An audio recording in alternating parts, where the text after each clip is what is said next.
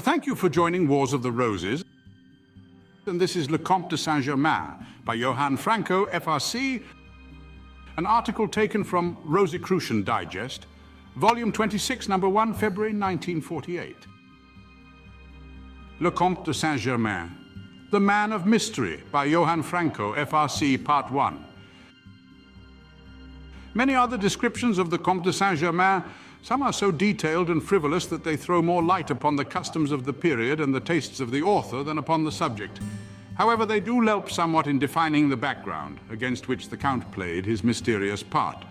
The memoirs of Madame de Jose are considered authentic and true to history. As first chambermaid of Madame de Pompadour, the official mistress of Louis XV, she had the opportunity to watch the inner goings-on at the French court and made a careful record of them, probably with the knowledge and consent of the Marquise. Madame de Jose reports the following about the Count. And I've seen him several times. He seemed to be 40 years old. He was neither fat nor thin. He had a fine and humorous face. He was extremely simply but well dressed.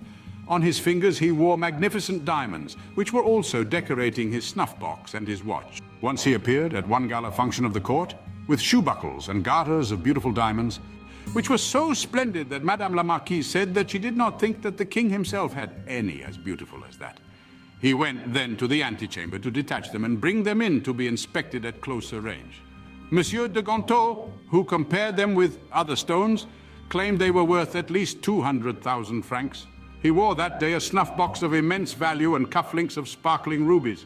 It was unknown where the extraordinary wealth of this man originated, and the king would not tolerate condescending or mocking talk about him. This last remark fits in with the contention that Louis XV knew very well who this enigmatic personage was, but apparently had vouched secrecy. We will see below how easily Saint-Germain's popularity with the king can be explained. But before going further into the background of the Count, we will quote another reliable source, namely the Comtesse de Genlis, who later became governess of the children of Philippe Égalité, the Duke of Orléans. He was somewhat below middle size, well-made, and active in his gait. His hair was black, his complexion dark, his face expressive of talent, and his features regular. He spoke French elegantly and without any accent, and likewise the English, Italian, Spanish, and Portuguese. Monsieur de Saint-Germain, during the first 4 months of our acquaintance, not only never spoke extravagantly, but never even uttered a single uncommon phrase.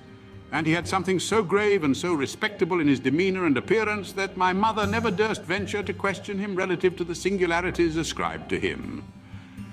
At last, one evening after he had accompanied me by ear in several Italian airs, he told me that in 4 or 5 years I should have a fine voice, adding, "And when you are 17 or 18, should you not be glad to stop at that age for at least a number of years?"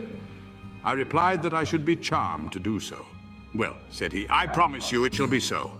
And immediately he changed the conversation. These few words encouraged my mother, who, an instant afterwards, asked him if Germany was really his native country. He shook his head with a mysterious air, and heaving a deep sigh, "All that I can tell you of my birth," replied he, "is that at 7 years old, I was wandering about the woods with my governor, and that a reward was set upon my head." These words made me shudder, for I never doubted the sincerity of this important communication. "The evening before my flight," continued he, "my mother, whom I was never more to behold, fastened her portrait upon my arm." "Oh, heaven!" cried I. Upon hearing this exclamation, Monsieur de Saint-Germain looked at me and seemed to be touched on seeing my eyes filled with tears. "I will show it to you," he continued, and at these words he bared his arm and undid a bracelet admirably painted in enamel and representing a very handsome woman. I contemplated this portrait with the most lively emotion. Monsieur de Saint-Germain said no more and changed the conversation. When he was gone, I was extremely grieved to hear my mother ridicule his prescription, and the Queen his mother for the price put upon his head at the age of 7, and his flight into the woods with his governor, all led us to believe him the son of a dethroned sovereign. I believed, and I wish to believe, a romance of so extraordinary a kind, so that the pleasantries of my mother on the subject shocked me extremely. After that day, Monsieur de Saint-Germain said nothing remarkable in this way. He spoke only of music, of the arts, and of the curious things he had observed in his travels. It is our modest opinion that no other historian has come closer to the truth about the Comte de Saint-Germain than has Madame de Genlis in this simple and touching story. the House of Rákóczi.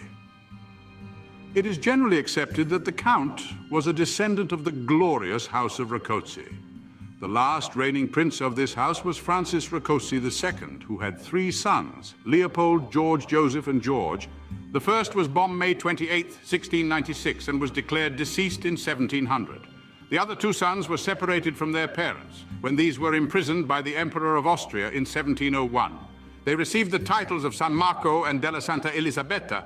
They were completely dominated by the Viennese court. They had to abandon all traces of the house and even of the name of Rákóczi. Prince Karl von Hessen reports that when Saint-Germain learned of this, he remarked, "Ah, well, then I will call myself Sanctus Germanus, the Holy Brother." According to all records, he certainly conducted himself like a prince and considered his brothers to be traitors to the illustrious House of Rákóczi. If we accept as truth that Saint-Germain was a Rákóczi prince, many otherwise inexplicable matters simply fall in line. For one, the great material wealth of the Count need not exclusively be ascribed to supernatural powers. The fortune of the House of Rákóczi was estimated at 10 million florins in 1652. For those days, a fabulous sum. In the last will and testament of Francis Rákóczi II, we find mentioned 3 sons. The 3rd son, thus far unknown, was put under the special supervision of the executors of the will, 3 princes of royal blood, the Dukes de Bourbon and de Maine, and the Count de Toulouse, by whom Saint-Germain had been particularly befriended. This 3rd and unknown son must then have been the eldest and supposedly dead Leopold George.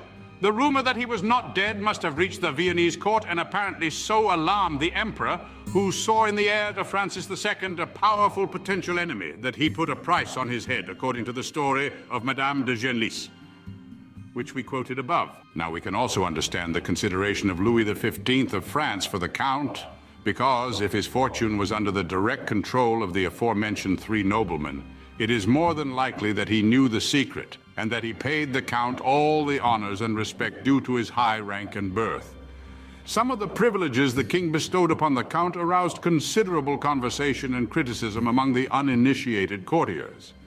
In 1758, the king assigned him a spacious apartment in the vast Château de Chambord, one of the most magnificent castles on the River Loire.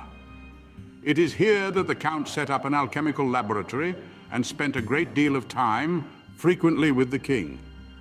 What they did we will never know exactly, but there are many stories concerning it, some of which are too fantastic to be true.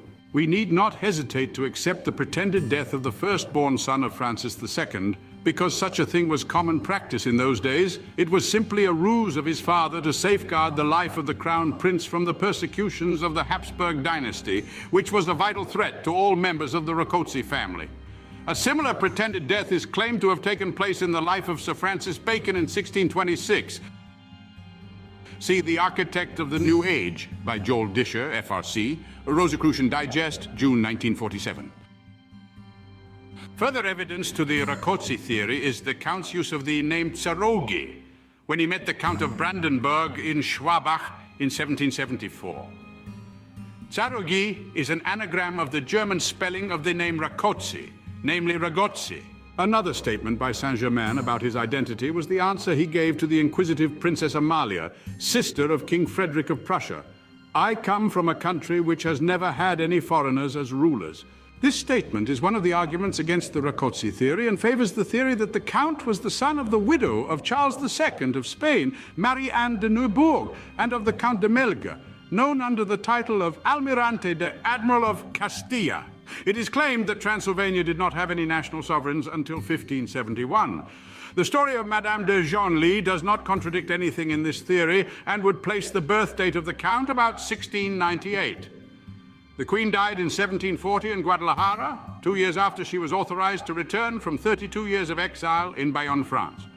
The Admiral died in 1705, apparently in Portugal. A Dutch source directly hints at this alleged Spanish descent, that he looks like a Spaniard of high birth, that he speaks sometimes about his mother with great emotion, that he signs himself sometimes Pasiodes.